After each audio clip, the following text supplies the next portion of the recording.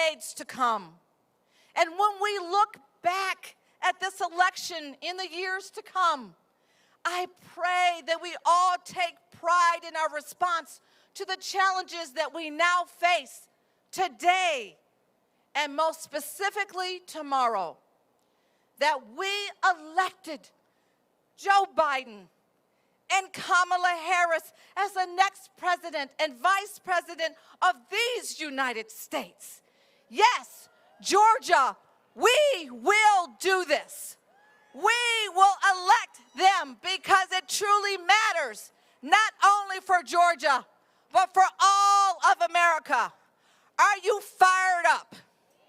Are you ready to go? Are you fired up? Are you ready to go? Go vote, and God bless you.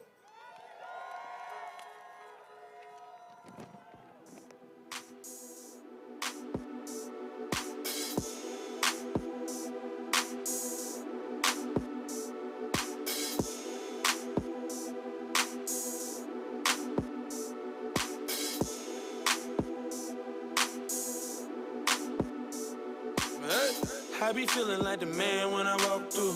I ain't stunning what you saying when I walk through. I got all these people staring when I walk through. I done made a few bands. Ladies and gentlemen, please welcome Rick Hart.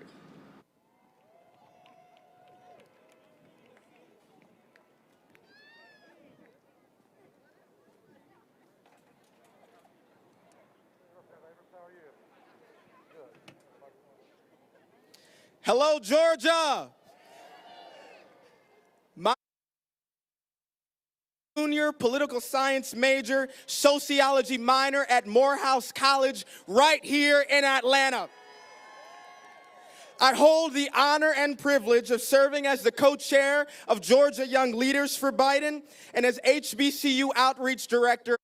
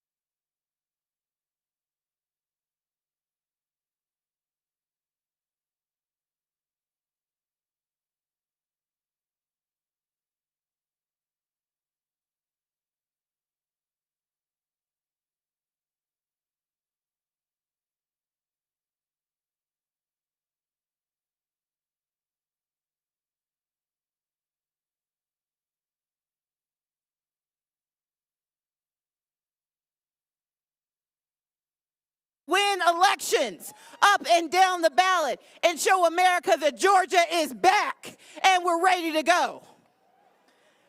But we've got to remember, as much as we are fighting against COVID-19, we can't forget that just a few miles away from here, police brutality raised its head.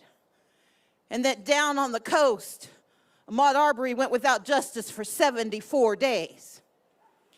That we have been protesting in the streets because we needed to diagnose the ills that still consume our country.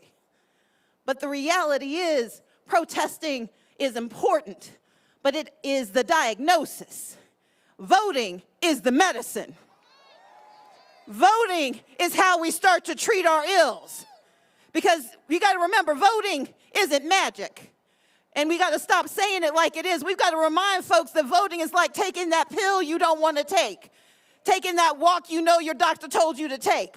That we've got to treat our ills, not just diagnose them. And we do that at the ballot box. And we're going to do it this year in Georgia. Because we've got to treat the ill of systemic inequality and systematic racism. We've got to treat the ill of a climate change that is creating new disasters every day and poisoning our people. We've got to treat the ills of reproductive injustice that tell women that their bodies are not their own. We've got to treat the ills of gun violence and make certain that children don't have to worry when they're finally able to go back to school. We've got to do the work of treating these diseases. And we won't even talk about the Trumpus cancerous. But we know that voting is not enough. Because for so many of us, voting has been a little hard to do. I don't know if you guys were watching in 2018 when they tried to shut us down and shut us up and push us out. But we came back and brought 800,000 new friends with us to the voting booth.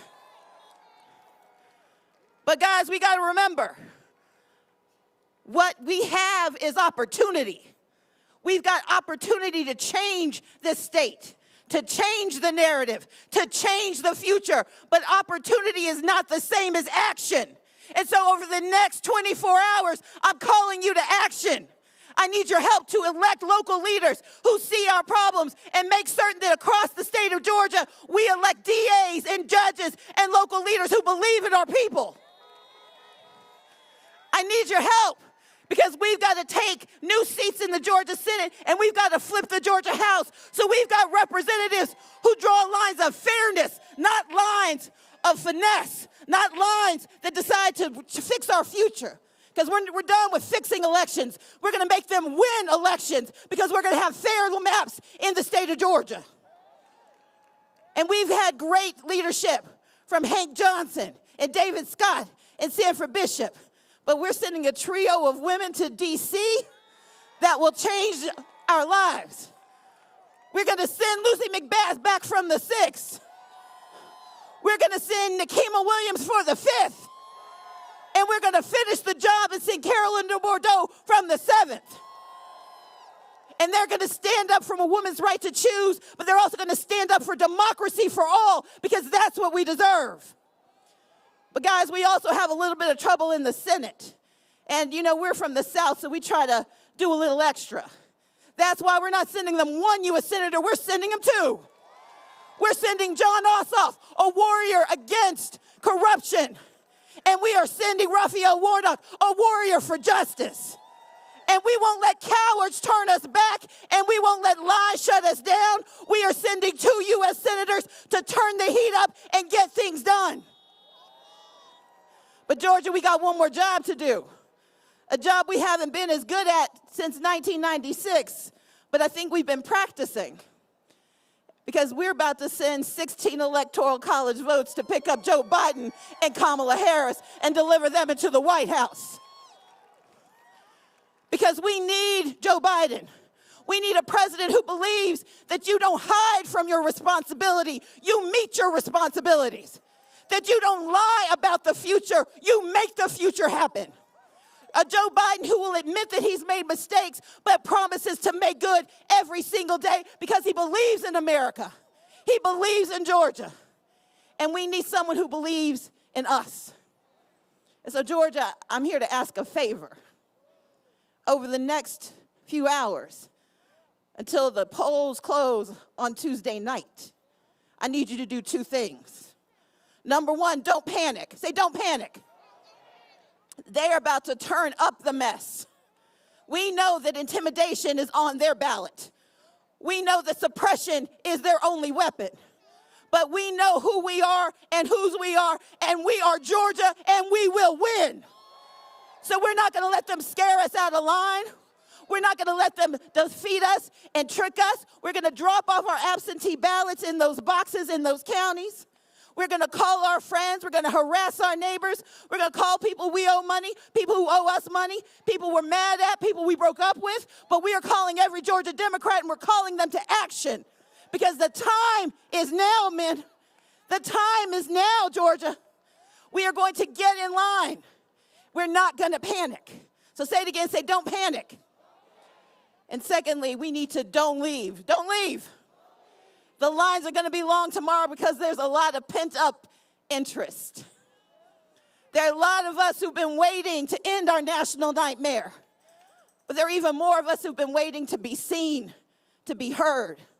Folks who are watching evictions come ever closer, who are counting bodies and counting illness, who worry that because we live in a state that refuses to expand Medicaid, that if they can take away the ACA, all is lost.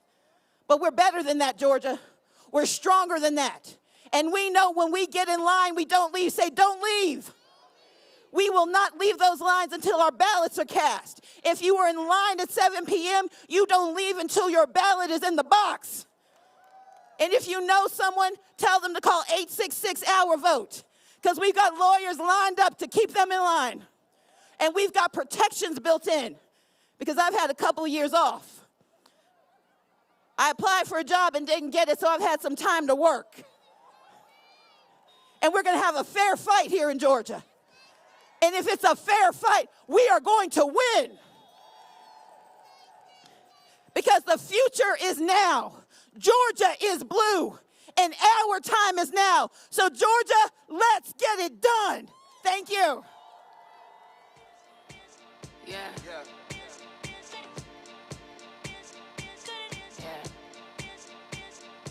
We the best music. I worked my whole life for this one. Another one. Another one. DJ Khaled. Shining, yeah. All of this winning, I've been losing my mind. Oh, hold on. Don't try to slow me down. Hold on. Don't try to slow me down. Slow me down. Then I'll make a fool for it. You gon' need an actress when I lose the boy. Ladies and gentlemen, please welcome Mayor Keisha Lance Bottoms.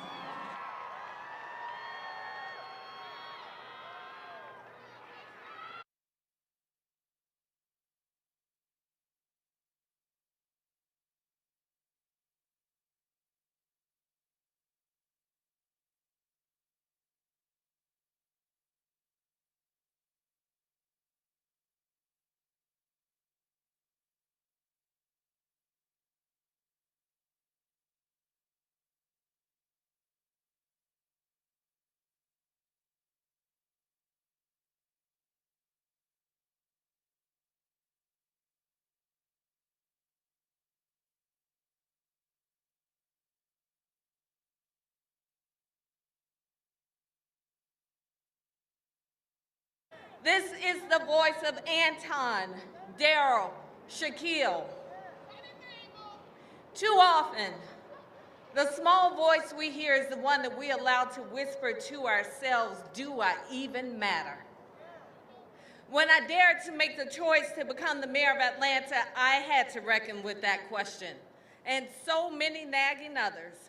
Because you see, I wore the shame of my father's incarceration on my chest to guard me from the disappointment I had come to expect from life itself. I didn't come from a family of formally educated people, but their education was from the cotton fields of Mississippi and Georgia, the housing projects of Chicago, and the streets of the west side of Atlanta. My mother stood for 16 hours a day doing hair in her salon in the West End. My grandfather went through back doors and hauled trash from papers and hotels and buildings in downtown, what he called uptown. Who was I to think that I could make a difference? But I reminded myself that one man's garbage was my grandfather's gold, and that my mother stood so that I could have a seat at the table. And then I was reminded that we have a voice, and it is our vote. Just a few blocks from here looms an 8-story concrete steel building whose history will soon be eclipsed by its future when this center of mass incarceration becomes a center of equity and hope. Our jail has had a declining number of nonviolent inmates due in large part to our eliminating cash bail bonds in Atlanta, followed by my signing an executive order to stop accepting ICE detainees during the family separation crisis at the border. We are saying to our often forgot communities that you matter. And as a city, we will do all in our power to make sure that poverty is not a death sentence and a petty mistake does not define the rest of your life. Each election cycle, we stress the same mantra: every vote matters. Well, I stand here as the 60th mayor of Atlanta as a testament to that reality. In a runoff election just 3 years ago with nearly 100,000 votes cast, we won by a slim margin of 832 votes. But every vote matters for reasons that resonate well beyond election day victory. The choice we made that election day allowed me to appoint our first full-time position as an LGBTQ affairs coordinator in the city of Atlanta. We raised the minimum wage for our city employees to $15 an hour. We have invested nearly $250 million of public money into affordable housing and workforce housing, some of it just in the shadows of where we stand. With just 832 votes, these reforms were allowed to take shape in the crown jewel of the South. And what I know is that on tomorrow, across this state, the margins will be just as slim. In what I call my Biden book, a journal I kept over the course of the campaign, I wrote in June of last year, I've endorsed Joe Biden and I feel very vulnerable right now. I felt vulnerable because I knew I would have to look you in your eyes, Atlanta, and tell you why I put it all on the line to stand by Joe Biden. But when I met Joe Biden last summer, just a few miles from here, I told him of the work that we were doing in Atlanta, and he asked me, how could he help us do more? When he drafted his criminal justice and affordable housing policies, he sent them to us in Atlanta to ask if he was doing enough. This man, Joe Biden, who stood beside President Barack Obama for 8 years, did not have to ask for our input, but he did, Atlanta, because he remembered our conversations and what our work would mean to our communities. So while I may have felt vulnerable over a year ago, I stand here feeling victorious today, Georgia. Because I'm reminded that those who would have undone the progress made by our city did not prosper because we didn't leave a single vote on the table and we didn't take any vote for granted. And I know we won't do it on tomorrow either. In the words of Sonia Sanchez, this is not a small voice you hear.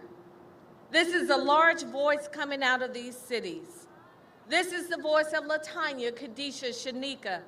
This is the voice of Anton, Daryl, Shaquille. And I add today, this is the voice of Raphael. This is the voice of John. This is the voice of Lucy and Nakima and Carolyn and soon-to-be Vice President Kamala.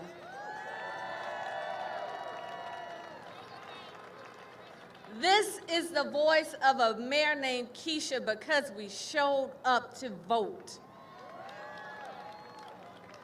We faced what seemed like insurmountable odds just 3 years ago in Atlanta, and we made it over.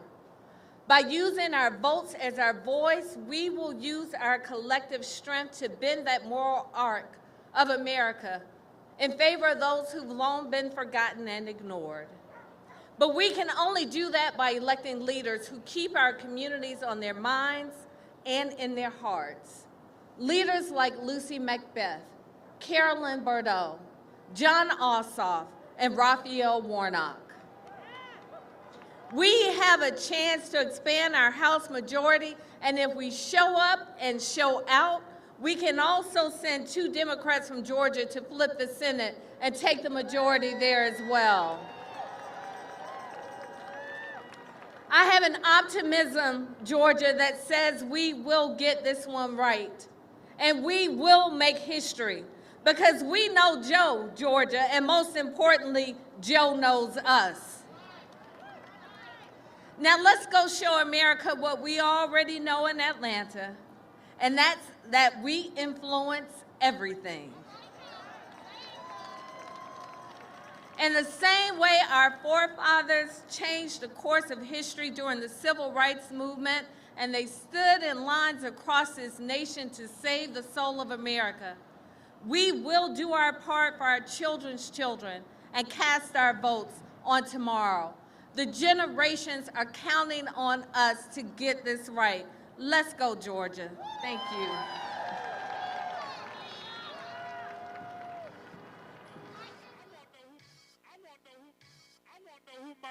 Representing it here tonight. Hold on, hold on. Keep letting you back in. How can I explain myself? You said you cared for me, cared for me, Louisiana, murder on the beat. Something for y'all to cut up to, you know? Yeah. Everybody get your roll on. I know shorty and she doesn't want no slow song. Had a man last year, life goes on. Haven't let the thing loose, girl, in so long. You been inside, know you like to lay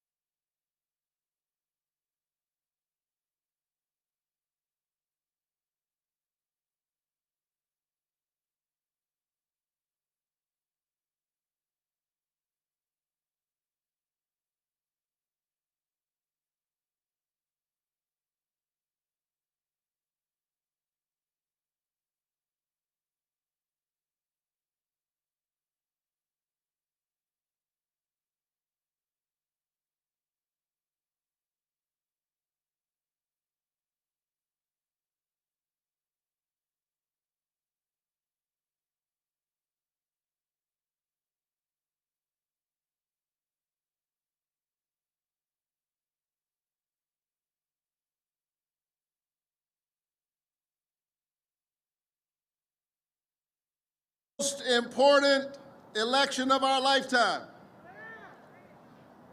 And of all the places President Barack Obama could be, he's right here. Yesterday, the next Vice President of the United States of America, Kamala Harris, was here. A few days before that, the next President of the United States of America, Joe Biden, was here. And all of you are here. Give yourselves a round of applause. We are all here because this is the moment and this is the place. Are you ready? There is something special happening in this state. I can feel it. There's energy on the ground. There's hope on the horizon. There's change in the air. Can you feel it? The people are rising up to claim the best in the American spirit, the sacred covenant we have with one another as an American people, e pluribus unum, out of many, one. We are one people. We are one America. And here's what we've got to do. We've got to fight hard because the future of our nation depends on it. We've got to push back against the demagogues of hatred and bigotry and fear. Beware of folk who try to frighten you into re-electing them. The truth is, that's right, we ain't scared.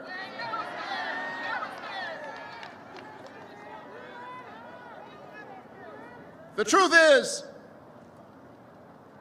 they cannot lead us, and so they're trying to divide us. They have no vision, so they traffic in division. We need visionary leadership. We need moral leadership. We need competent, caring, and compassionate leadership. We need Joe Biden. And we need a graduate of an HBCU, Kamala Harris. And we need Raphael Warnock. And we need Jon Ossoff.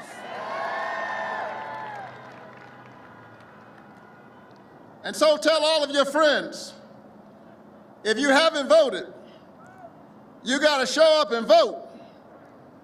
As John Lewis, my late and beloved parishioner, used to say, we've got to vote like we've never voted before. Now, I know that most of you, if not all of you, have already voted, but make sure everybody in your circle votes. Make sure your family members vote. Make sure your friends vote. If you're single and somebody asks you for your phone number, tell them I don't date people who don't vote.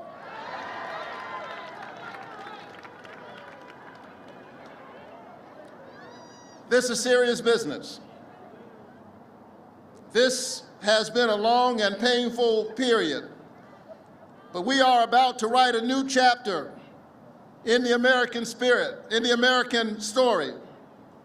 And I'm proud just to be a part of it, because my story is a part of the American story. Can I tell you my story? I'm Raphael Warnock, a candidate in the special election for the United States Senate. Georgia is the only state with 2 Senate races up for grabs. My friend Jon Ossoff is running for one. He is a crusader against corruption. We must elect him. I'm running in the other seat. I'm one of 21 people in my race. 21 names on the ballot, listed alphabetically. My last name is Warnock, so I'm near the bottom. The name next to the last name, I'm near the bottom. But that's all right, because that's where I was born. I was born near the bottom, yet I'm standing on this stage running for the United States Senate.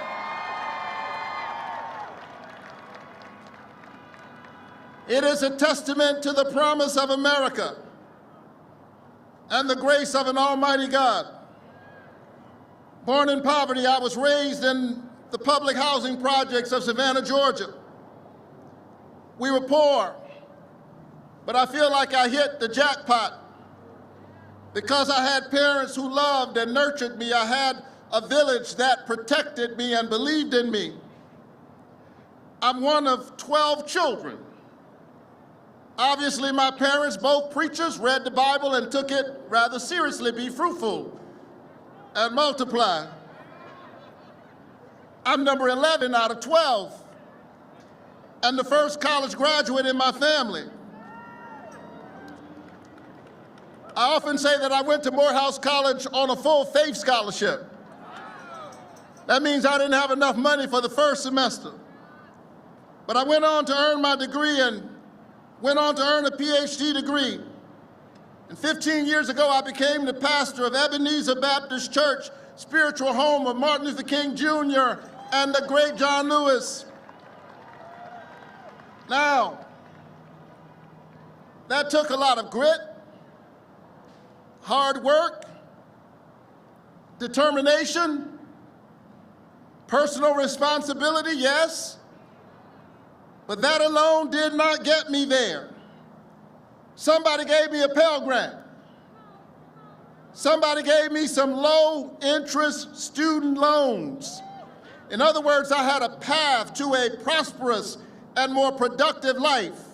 We must vote tomorrow because it's harder now for children growing up in urban centers in Atlanta and in disaffected rural communities in North Georgia than it was for me. We must vote tomorrow because student loans have now surpassed credit card debt and auto loans. Too many of our children have a mortgage before they have a mortgage. We have to vote for all of our young people. And so I'm running because as a pastor who has stood up time and time again, sometimes in acts of civil disobedience, trying to get our elected leaders to expand Medicaid. I understand that health care is a human right, and that it is certainly something that the richest nation in the world can provide to all of its citizens, and Georgia deserves a senator who believes that health care is a human right.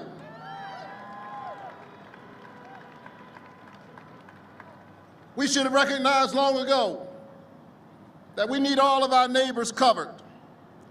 But now that we are dealing with a deadly airborne disease, my neighbor coughs, and that potentially has implications for me. I should want that person covered. I should want their children to have access to a good quality education. I should want to make sure that their parents can retire with dignity.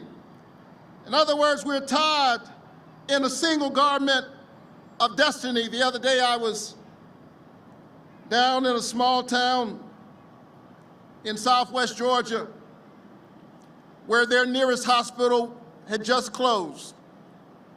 Devastating rural health care, jobs gone away, people devastated while politicians are playing games.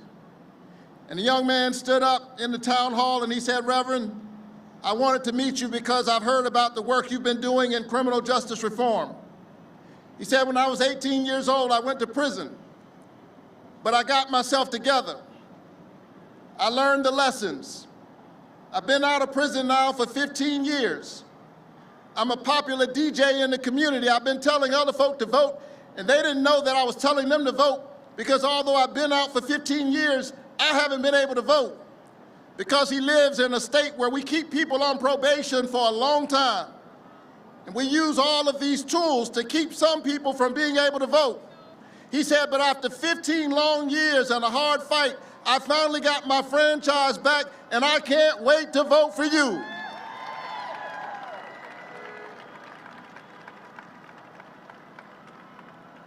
And so, my beloved, as I close, and nobody believes the preacher when he says, as I close,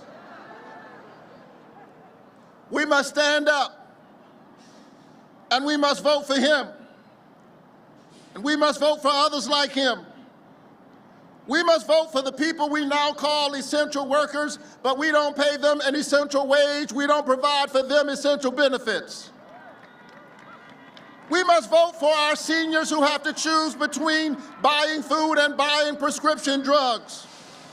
We must vote for all of our children because none of our children are safe until all of our children are safe. We must vote because your vote is your voice and your voice is your human dignity. We must vote because a vote is a kind of prayer about the kind of world that you want to live in, and prayer is stronger when we pray together. So vote together and pray together and stay together and struggle together and work together, and together we win. God bless you, Georgia. God bless America. Tomorrow we win.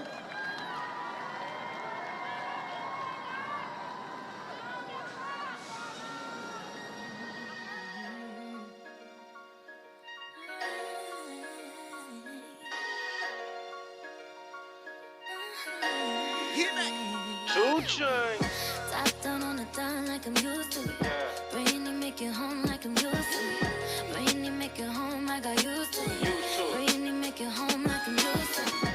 Top down on the dime like I'm used to it. Brainy make it home like I used to it. Brainy make it home like I used to it. Ladies and gentlemen, please welcome Jon Ossoff.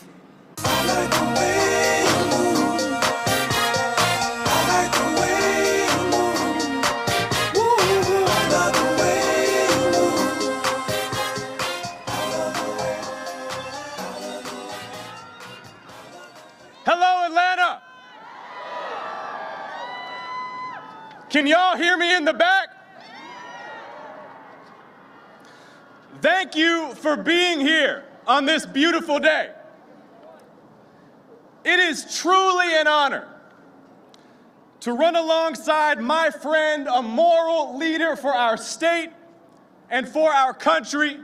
Give it up again for Reverend Raphael Warnock, y'all.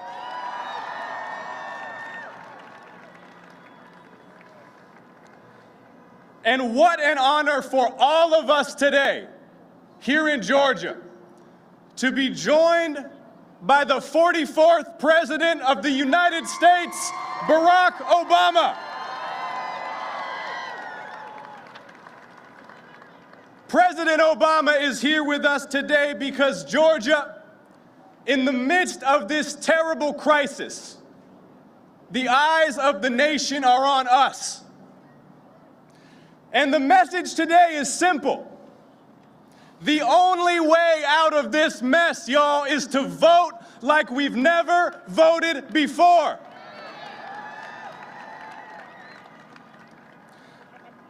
We're living through a health and economic crisis unlike anything we've seen in our lifetimes. The American people are suffering. This pandemic has taken nearly 250,000 American lives. Millions have lost their jobs. Our daily lives have been upturned. And at a moment when we need steady, competent leadership, we're getting nothing but chaos, incompetence, deception, and division. Right now, as we speak, this pandemic continues to spiral out of control. We will only defeat this virus by electing competent leaders who care about our health, who can unite our country to rise to this moment, who will empower doctors and scientists to guide us out of this health emergency. It didn't have to be this way. It didn't have to be this way. But President Trump and Senator David Perdue haven't just failed us. They've lied to us every step of the way.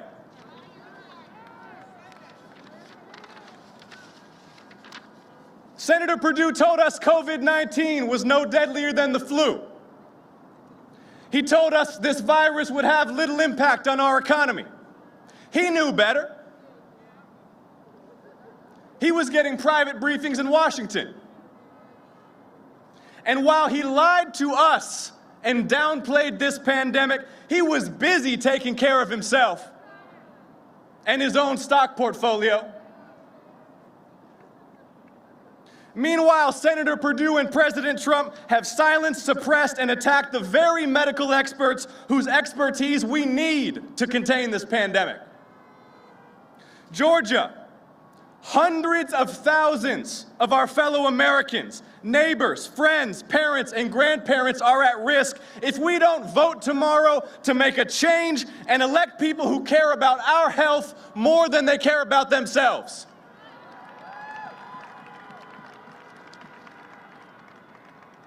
Look, what we want, what we need, what we deserve, it's not that complicated. The first exposure I ever had to anything like public service was working for Congressman John Lewis. May he rest in peace. Congressman Lewis taught me about what he called the beloved community, a place where we recognize that we're all in this together. We're all brothers and sisters. We rise or we fall together, y'all. The beloved community is a place where every one of us has access to affordable housing, affordable health care, education without debt, dignified work that pays a living wage, equal justice under the law regardless of race and regardless of class. That's the beloved community. And we can build it. But to build it, we've got to vote. To build it, we need to elect brilliant, decent, compassionate leaders. Remember, not too long ago, we were led by a man who put our health, our prosperity, our interests ahead of his own. President Barack Obama served this nation for 8 years with conviction, with compassion, with competence, with integrity. President Obama recognized that we only rise to historic challenges such as this one when we come together, when we focus on what we have in common rather than what we have apart. President Obama recognized and helped us to see that America's journey is bigger and more ambitious than political parties or partisan rivalries. Georgia, it's up to us to elect leaders who will heal the wounds of these last 4 years, reunite this country, lead us out of this crisis, and build a stronger, healthier, more prosperous, and more just United States. And tomorrow is the last chance to make our voices heard. 55 years ago, Congressman John Lewis led a march across the Edmund Pettus Bridge in Selma, Alabama, and he had his skull cracked by a billy club for demanding the right to vote. And what we are seeing right now in Georgia is that whatever obstacles are put in our way, we are determined to exercise that sacred right, to participate in our democracy, to vote like our lives depend upon it, because they do. So I'm asking you, Georgia, honor Congressman Lewis' legacy. Take nothing for granted. Make a plan to vote tomorrow. Call your friends, your neighbors, your cousins, your colleagues, from Bankhead to Buckhead, from the coast to Columbus, from the mountains to the Florida line. Make a plan to vote. It's time to restore the soul of this nation. It's time to send David Perdue into retirement. It's time to send Carolyn Bourdeaux to Congress, to re-elect Lucy McBath, to elect Senator Kamala Harris, the next Vice President of the United States, to elect Joe Biden to lead us out of this crisis in the White House. It's time to vote like we've never voted before. Thank you so much, Georgia. I love you.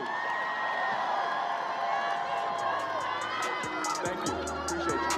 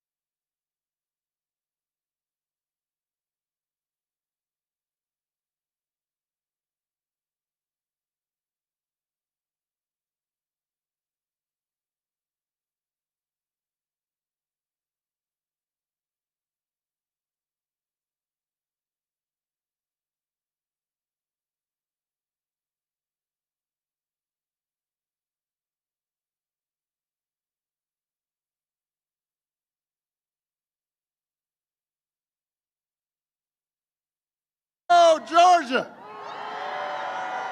Can everybody please give Temple a big round of applause? That's the kind of young people that are going to lead the way. Oh, I am excited. Thank you for arranging for good weather.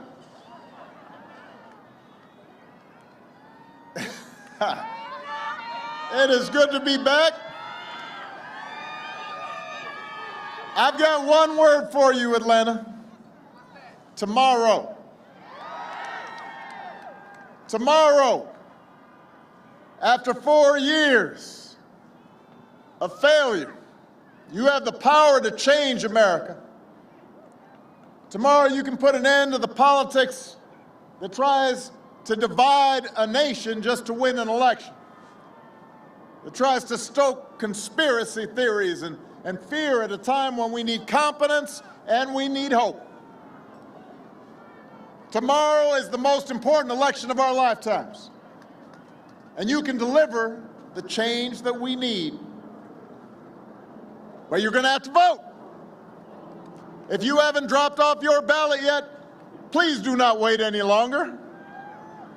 If you voted already, help your friends and family find their polling places at iwillvote.com. Help them make a plan to vote tomorrow. Because this election is going to take every single one of us. And right here in Georgia, you've got an even bigger power to deliver the change that we need. You can be a state that sends Joe Biden and Kamala Harris to the White House. I got a chance to campaign with Joe over the weekend, and it felt like the old days. For 8 years, he was the last one in the room whenever I faced a big decision. He made me a better president, and he's got the character and the experience to make us a better country. And he and Kamala are going to be in the fight, not for themselves, but for every single one of us. But if they are going to deliver the change we need, getting this pandemic under control, restarting our economy, protecting our health care, protecting our planet, reforming our criminal justice system, giving every young person an equal chance, then they're also going to need a Senate that actually cares about those things. So Georgia, not only can you put Joe and Kamala over the top, but you can be the state that gives us all a better chance because you've also sent John Ossoff and Reverend Raphael Warnock to the United States Senate.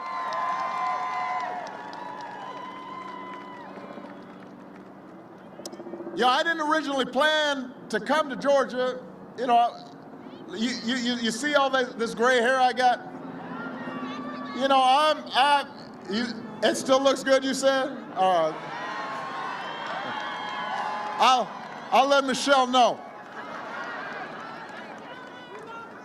But the reason I'm here, look, I thought after my last campaign in 2012, I thought, all right, you know, I'll campaign in 16, and then I'll just kind of go off and, you know, write my book and work on my golf game and spend a little more time with my wife. Things didn't work out the way we expected because we weren't focused. Each one of us didn't do everything we needed to do. And so in this election, when I got a call and said, look, Georgia could be the state. Georgia could be the place where we put this country back on track, and not just because Joe Biden and Kamala Harris have a chance to win Georgia, but you've got the chance to flip 2 Senate seats. I said, well, I got to go. I got to come. I told Michelle, I'm sorry, baby. I got to go to Georgia. This is a big deal. You have 2 extraordinary candidates in John and the Reverend who deserve your vote. And let's face it, you've also got 2 senators who badly need to be replaced.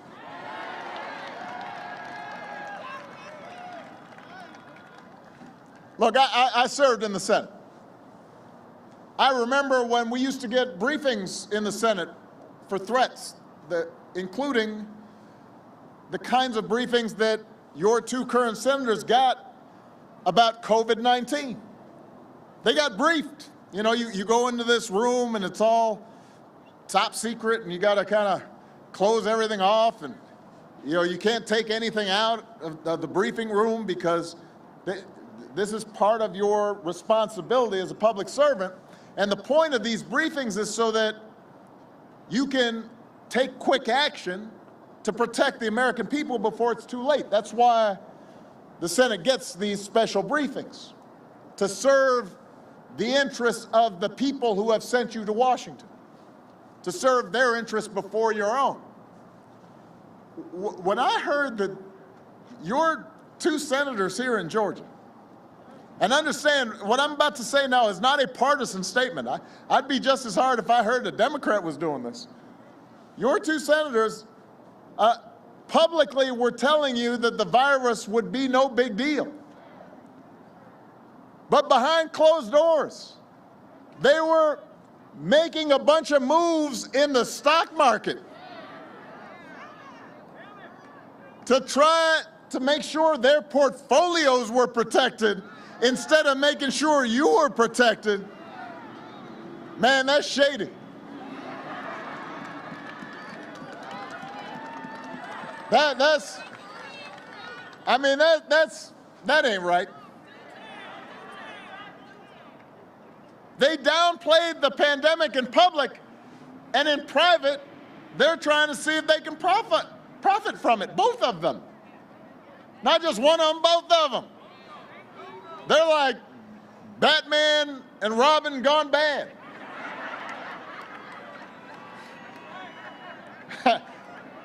It's like the dynamic duo of doing wrong. I don't know what they were thinking, but Georgia, I promise you, Georgia was definitely not on their mind.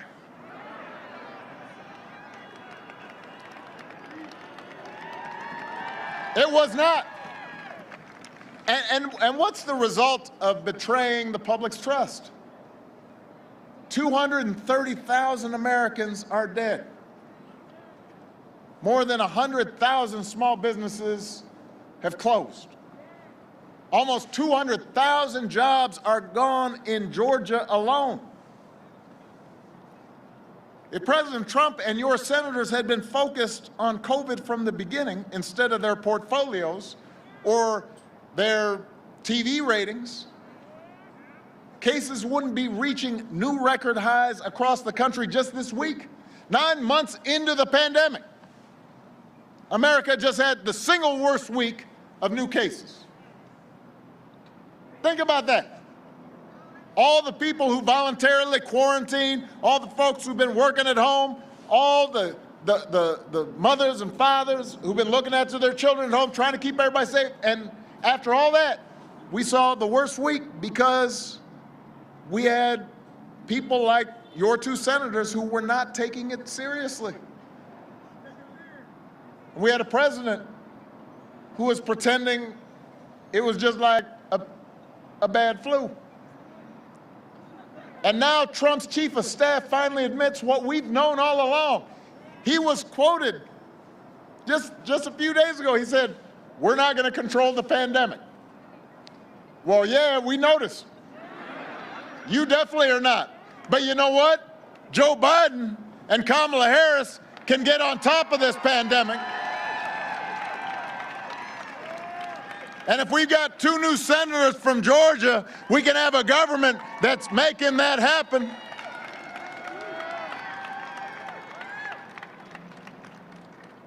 What's Trump's closing argument right now?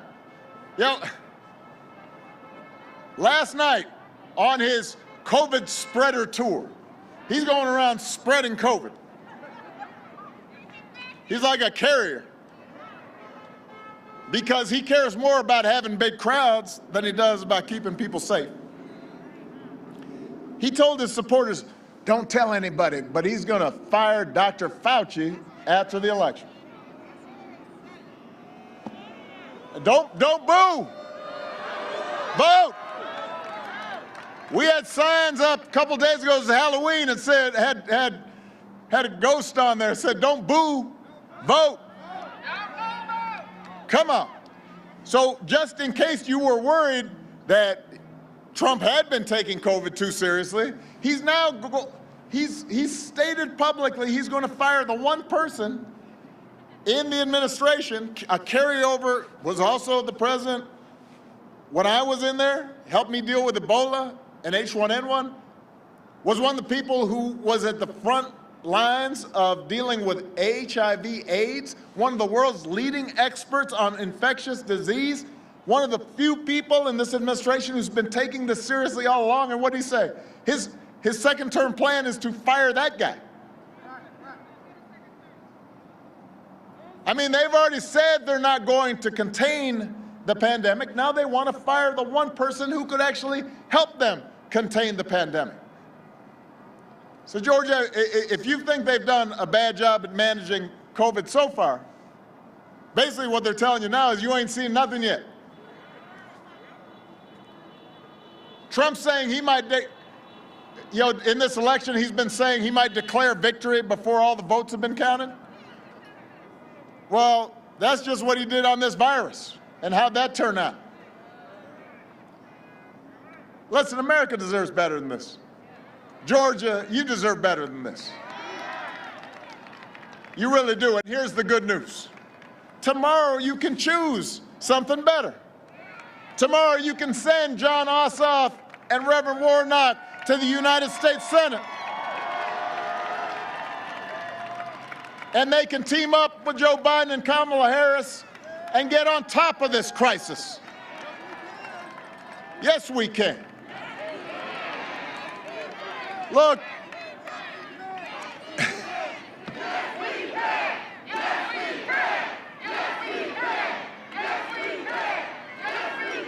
let me just in case you're unfamiliar with the track record of the two outstanding candidates for Senate that you've heard from. Jon Ossoff's life has prepared him to serve as your senator. He learned about public service from my dear friend, one of my lifelong heroes, John Lewis. He's dedicated his career to fighting injustice. He knows we need a new Voting Rights Act that makes sure every Georgian is treated equally under the law, that makes sure every Georgian can exercise the right to vote, that people like John Lewis bled for. Jon Ossoff runs a company that investigates crime and corruption around the world, which sounds like something we could use in Washington right now. That's like kryptonite to Donald Trump and those corporate lobbyists that he's all put in his cabinet. It's like water on the Wicked Witch.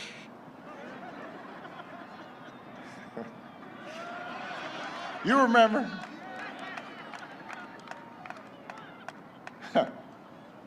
John's wife, Alicia, is a doctor. She delivers babies. And like so many doctors who've been risking their lives to save others, so many nurses and healthcare workers on the front lines, Alicia's been putting herself at risk. So you know that John's not going to go around accusing doctors of trying to profit from the pandemic. You heard that's what Trump said, right? He said, well, doctors are exaggerating this because they just want to make more money. These doctors, these nurses, these healthcare workers, they are in there, they are exposing themselves to this disease. They are more at risk than anybody. And Jon Ossoff understands that because he's seeing it in his own family. He's going to listen to the experts and work with Joe Biden to get this pandemic under control, with a plan to make testing and vaccines free for every American, and make sure our frontline heroes never have to ask other countries for the equipment they need, because it's going to be here, right there, ready for American workers.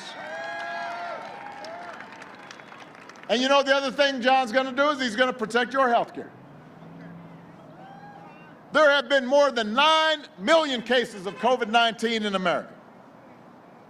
And even for folks who get better, your insurer could still consider COVID-19 a pre-existing condition, which means you might not be able to get insurance next time if the protections that we put in place 10 years ago with the Affordable Care Act were eliminated.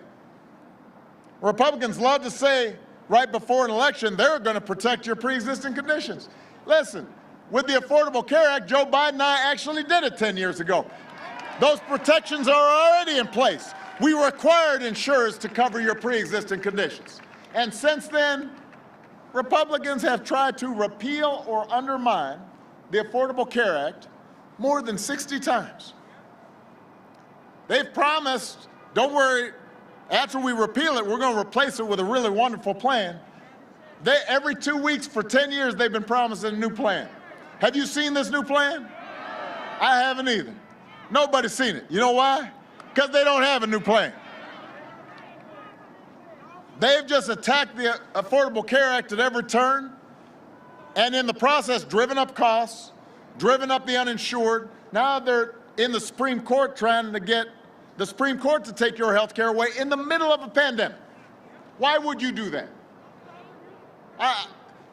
Just to spite me?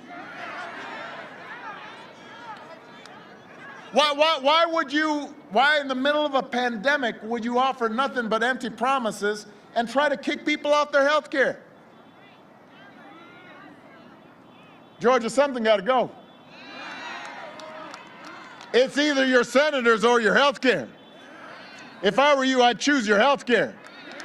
Get rid of the senators who are trying to take it away. You know your senators aren't going to stand up to protect it. They love to talk tough like President Trump. But one of the things they have in common with him is when you start calling them out, they cut and run. You saw President Trump, he's in the middle of a 60 Minutes interview. He just walked out. It's too tough. He quit in the middle of an interview. Somebody's asking him, well, what are you going to do in your second term? Oh, that's too tough. I'm leaving. And then you saw it again last week when Jon Ossoff called out Senator Perdue on health care in their debate.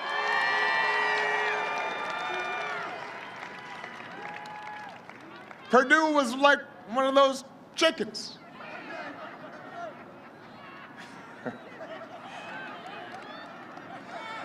I would have felt bad for the guy if he hadn't voted 4 times to take away your pre-existing conditions protections. 4 times he voted against it. They were supposed to have another debate last night. Perdue chickened out, pulled out. The scariest Halloween costume he saw this year was Jon Ossoff in a debate.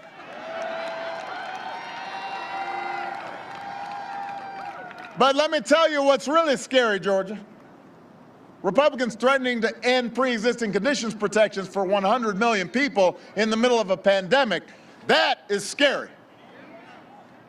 And you have the power to do something about it. Jon Ossoff and Joe Biden will protect your health care. They will expand Medicare. They will make insurance more affordable for everyone. And so will Reverend Raphael Warnock.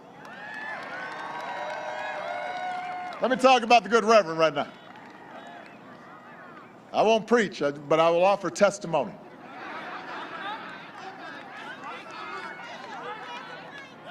This is a man who preaches at Ebenezer Baptist Church in the pulpit of its great pastor, Dr. King. He's read the Gospels, and they might not have known about pre-existing conditions back then, but the Reverend will tell you Jesus spent time healing the sick,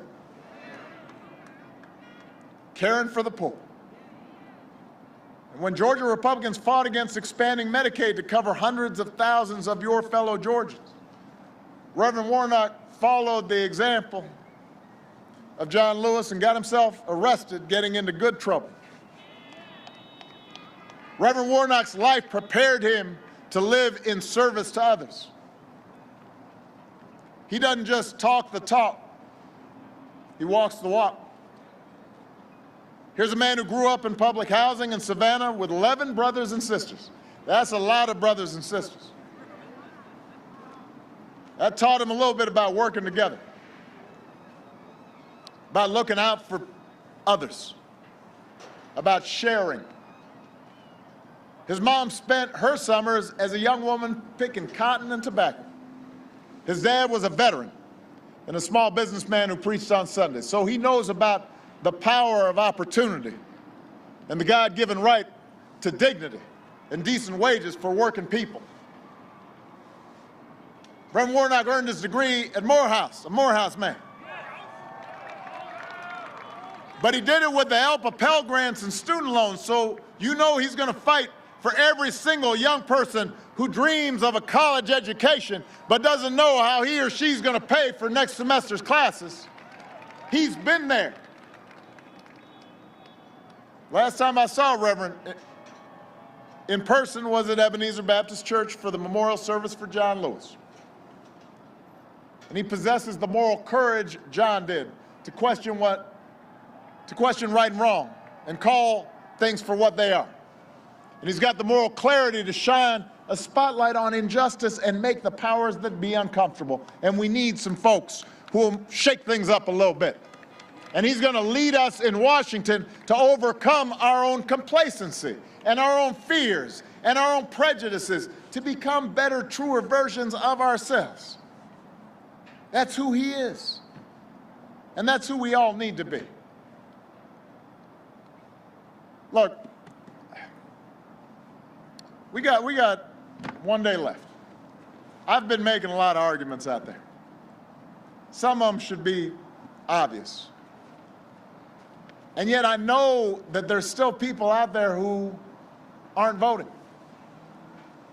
So I want to talk to you right now, the people of Georgia right now who've decided not to vote. Maybe you don't like who's in the White House right now, but you just lost faith in government. You're frustrated. You don't think government makes a difference. Maybe you're troubled by what the two current senators in Georgia have done, but you're not really confident or certain about how much of a difference it'll make in your lives. And I understand that. Government's not perfect. Government doesn't solve every problem. We've got a long legacy in this country of hardship and prejudice and people who are powerful and rich taking advantage of folks who aren't. And we have a history right here in Georgia that John Lewis fought and others fought. And sometimes I can get down. Michelle can get down. Sometimes we're at a dinner table, we're just like, Lord, why are we still fighting some of these battles? I thought we settled some of these arguments. I thought we had turned a corner. Why are we still hearing people praise folks who think that the color of your skin determines your status? Why are we still acting as if women shouldn't be treated the same as men and paid the same for doing the same work? Why are we having these old arguments? I thought these were done. It can be discouraging sometimes. And you drive through some neighborhoods in Atlanta or Chicago or Washington, D.C., or you go out in some rural areas in some small towns and you think, you know what? Folks are still having a hard time and some of the things that should have been fixed haven't been fixed, and you get discouraged. I get it. Even as President of the United States, there were times where I thought, man, I thought I could get this done or that done, and somehow the special interests and the lobbyists and others are blocking it and making it hard, and you get frustrated. I get it. But you know what? Whenever I get in one of those moods, I just remind myself that when we work together, when we put in a little bit of effort, things may not get perfect, but they do get better. When John Lewis started marching across that bridge, it didn't eliminate racism and bigotry in America, but it started something that got the Voting Rights Act passed. And it made things better. I didn't get everything done that I wanted to get done when I was president, but I could say when I look back at the end of 8 years, you know what? The country's better off now than it was when I took office.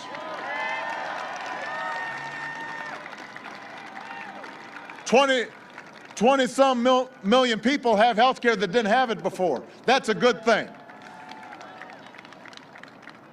Children that were in poverty have been lifted up out of poverty. Not all of them, but some of them.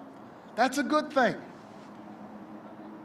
Maybe this next generation came up and saw that, you know, black and white can work together, that we don't have to be at odds, that we can treat each other with dignity and respect, that we don't have to be scared of each other, but should reach out to each other. A president by himself can't solve every challenge in the economy. But if we elect people like Joe Biden and Kamala Harris, if we elect Reverend Warnock and Jon Ossoff, who are focused on working people and getting you the help that you need, it can make a difference for thousands of people and 10,000s of people, maybe a few million people might be better off. A president by himself can't eliminate all racial bias in our criminal justice system, but if we elect district attorneys and state's attorneys and sheriffs who are focused on equality and justice, it can make things better.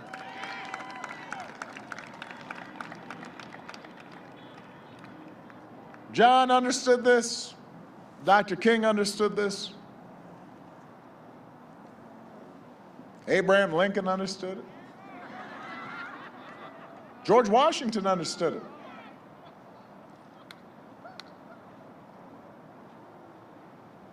We knew, I remember talking to John Lewis right before he passed. And we talked about all these young people who would come out to start this wave of marches, nonviolent, peaceful protests all across the country. And we talked about how this younger generation, they don't have to choose between protest and politics. If we're going to translate our aspirations into laws and practices, we've got to engage in both. There's nothing un-American about protest. This country was founded on protesting against injustice. That's what the American Revolution was about. You know, John ran for office all those years and kept protesting even while he was in office because he understood they're two sides of the same coin. It's us acting on behalf of our highest aspirations, even though we know we won't get there. We're never going to get all the way to the promised land, but we can help lay the path for future generations to get there. That's what public service should be about. That's what citizenship should be about. That's what voting is about. Not making things perfect, but making things better. Laying that path, brick by brick, to a better future. Putting us on track so that a generation from now, 2 generations from now, 3 generations from now, we can look back and we can say, you know, that was a moment when we turned towards our better angels, toward our better impulses, where we started to pull together as a nation instead of being riven apart. And the fact that we don't get 100% of what we want is not a good reason not to vote. We got to keep at it.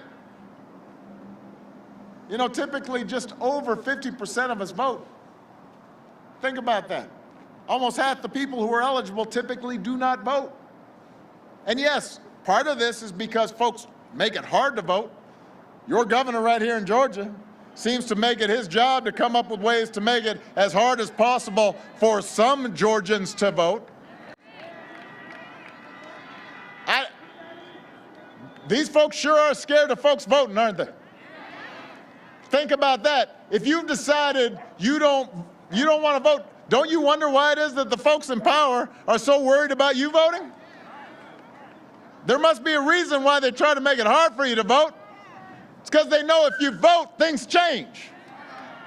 The answer is not to stay home, it's to turn out like never before and show them what's in your heart. Show them the spirit of community. Imagine if 60% of us voted.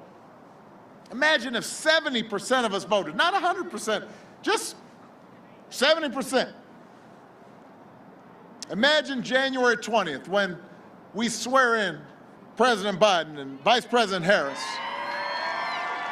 and Reverend Warnock and John Ossoff are in the United States Senate. Imagine having leaders in office who have a plan to get us out of this mess and who care about working Americans and have a plan to help you start getting ahead, who believe in science and have a plan to protect this planet for our kids, who believe in racial equality and are willing to do the work to bring us closer to an America where no matter what you look like or where you come from or who you love or how much money you got, everybody's treated with dignity. Everybody's treated with respect. Everybody, if they're willing to work hard, has a chance to make it. Imagine having public officials who abide by the values our mamas and our grandmas and our grandpas taught us. Being honest, being responsible, working hard, looking after those who can't look after themselves, showing compassion, believing in justice. All that is possible. All that is within our reach. And the reason I know it is because I've seen it all across the country. Every time I've gotten discouraged over these last 4 years, whenever I've seen our worst impulses revealed, I've also seen America at its best. I've seen folks of every age and background look out for other people, packing cities and town squares so that families wouldn't be separated, rallying so that another classroom won't get shot up, proclaiming that we need to do something to make sure our kids won't grow up in an uninhabitable planet. We have seen healthcare workers risk their lives daily to save somebody else's loved ones. We've seen people contribute and volunteer, bring food to neighbors, help out the elderly who are alone, who are having an especially hard time right now. We've seen Americans of all races join together to declare in the face of injustice and brutality that Black lives matter.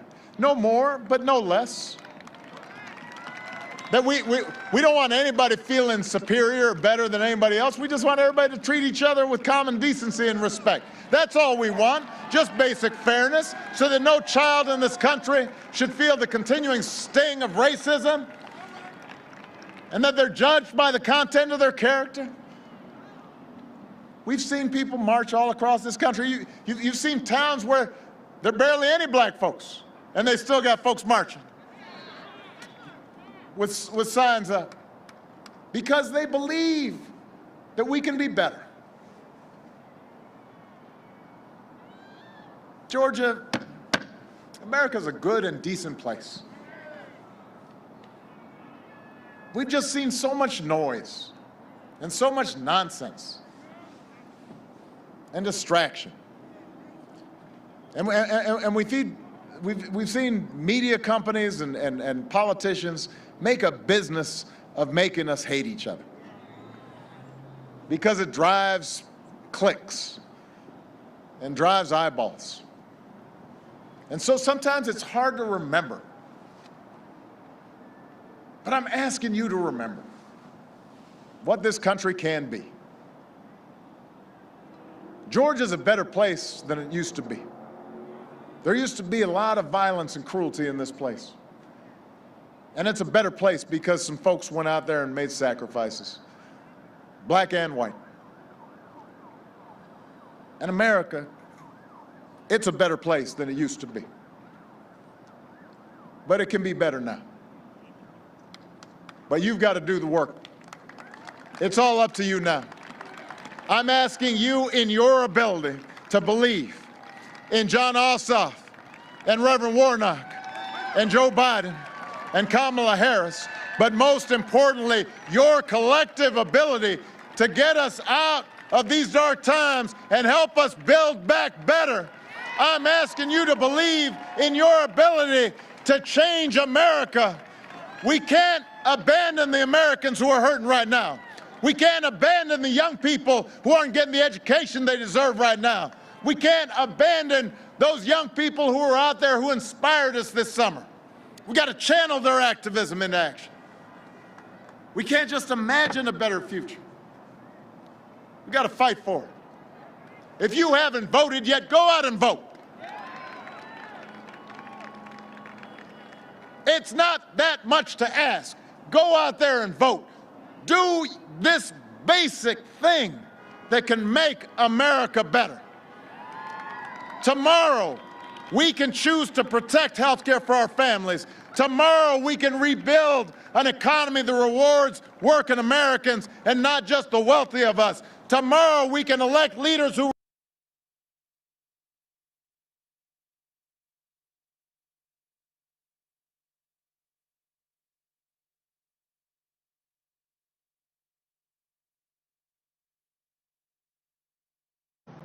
we vote like our lives depend on it, because they do. We will elect John Ossoff and Reverend Warnock to the United States Senate. We will send Joe Biden and Kamala Harris to the White House. And we will leave no doubt about who we are and what this country stands for. Honk if you're ready to go. Honk if you're fired up. Georgia, let's do this. Let's go out there and show that we believe. God bless you. God bless the United States of America. We take care of our own, wherever this flag's flown. We take care of our own. Hey, let me get from Chicago to New Orleans, from the muscle to the bone. From the shotgun shack to the Superdome. Rainbow Hill, the Calvary